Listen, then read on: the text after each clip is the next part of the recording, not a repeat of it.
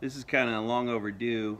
Jay over at Rapid Transit Garage sent me some stickers to add to the Charger, so I was pretty stoked to get them.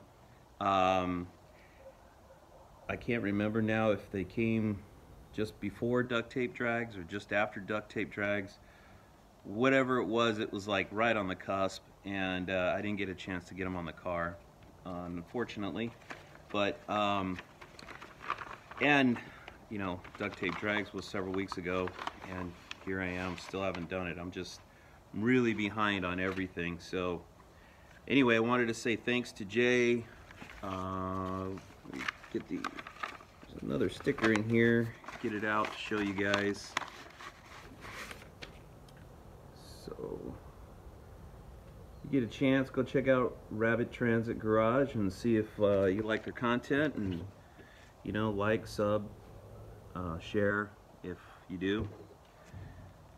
I like this sticker the best. This is my favorite sticker, so I'm gonna put this one on the back of the Charger, even though it kind of looks like a Plymouth sticker and it's got a Plymouth Barracuda on it.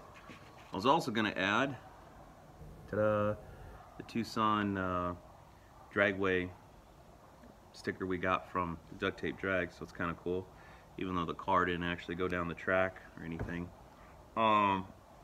So anyways, I'm gonna put those stickers on. I also wanted to talk a little bit just about where I'm at and what you can expect to see from the channel in the coming months and stuff. So as you know, I didn't finish the Charger in time, so I've got work I got to get done to the Charger. But the 8 months or so that I was working on the car trying to get it ready for the duct tape drags, it meant I pushed a lot of other things off that I didn't touch and didn't get to, like stuff around the house, stuff on other cars, projects, and whatnot. So I'm playing catch up on all of that. So I still haven't touched the Charger really since duct tape drags. We've got quite a few things to do to the car. I do have all the electrical purchased for the car. I just need to put it in. So that's probably the next thing I'm going to do, even though it's the thing I like doing the least. So, but I've already spent the money and it doesn't cost any money to put it in. So, and I am tapped. I'm like broke. I sunk a ton of money into this car, and so I really need to throttle back. So don't expect any big progress on the car, or any of the cars really moving forward that require big expenditures. The Duster, let me just give you a little picture of the Duster. The Duster is going to be one of the big focus points of what I do over the next few months. I really want to get the car to the track. It's really close. I am still waiting on parts. I'm waiting for a drive shaft loop and a trans mount. I went ahead and ordered another trans mount, hoping I can get it here quicker so I can get that in the car. If I can, I think I could put the old trans drive shaft loop back in the car, and then that's covered. I don't really have the money to spend right now, but I want to get slicks for the back of the car, and I've got front tires that are on their way for the car. So the car's a little squirrely with the Sportsmans on there, the Mickey Thompsons. But roads are pretty crappy out here in California. There's patches and grooves and ruts and who knows, you know, everything on the road, and the car just likes grabbing everything. And the rims are pretty skinny. They're like, I believe they're 5-inch wide rims, so the tires are really narrow. They're polyglass tires too. I don't know if you know that, but the Mickey Thompson Sportsman tires are all poly tires. So the tires I ordered are radial tires, kind of an off-brand, because I can't even remember what the brand was. But anyway, it was the smallest, narrowest tire I can find that'll fit that rim. So there's probably others out there, but that's what I found. So slicks. You saw the video. I was over at Dennis's, so thanks Dennis for letting me borrow your rims to put on the car and see if they would fit or not.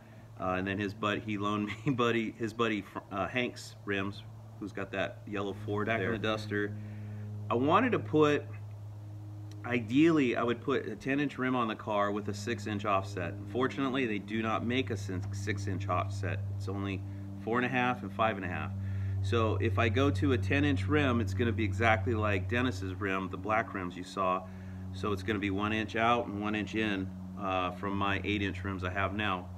Going out is not really something I want to do because I like the car, I like the wheels and tires tucked, and where it's at right now is about perfect. I have plenty of space to go inboard, but if like I said, if I go with a 6.5, it'll fit, but it'll look kind of funky because it'll be really deep on the inside and then it'll make the outside look really shallow. Right now with an 8-inch, 4.5-inch back spacing, it looks very balanced. So I think what I'm going to do when I can afford it is go with a 9-inch rim, 5.5-inch back spacing, so it'll be 1 inch deeper than I have now inboard, and like a 10-inch slick. To save money, I'm going to go ahead and keep the rims I have and go with a 9-inch slick on these rims, and that'll get me to the track as fast as possible so I can start playing with it. You know, it's long overdue. I've been working on that freaking car for probably 12 years, and it's like I'm just now kind of finishing it, and it's still not really finished, you know. So that's a Duster. The club car, the Belvedere, you know, if you've been following me, you know a bunch of guys have donated a bunch of parts for the 383 that we're going to put into the car. So there's a lot of work that can be done there that doesn't really require a lot of money. I'm going to get the motor all set up on a run stand and make it run first before I drop it into the car. That'd be really cool to play with at the track, and maybe even duct tape drags next year and hit the burnout box with it. So we'll see what happens there. And then the wagon, the 69 wagon, is really close to being done. It needs some time and attention, so not a whole lot of money to spend there. So you're probably going to see a lot more of the Duster, the Belvedere, or the Belvedere's 383, and the wagon a little bit in the more recent videos before I get back around to the Charger. So something else I'm working on is my mom's 72 Charger, the white one.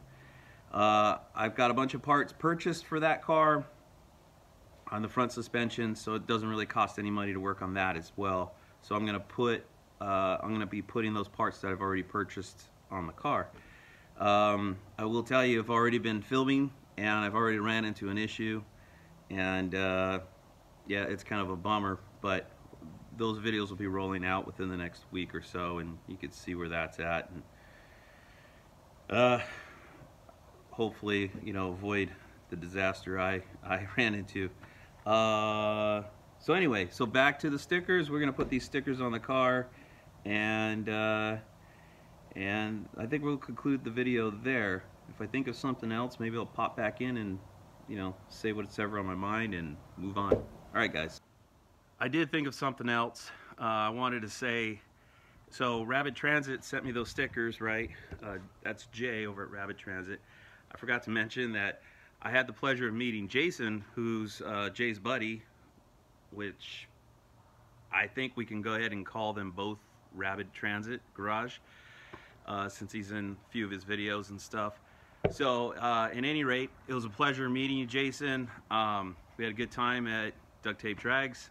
He was there hanging out a lot with Ruben over at Muscle City Madness. So really cool guy. And that's it. Back to the stickers. Alright,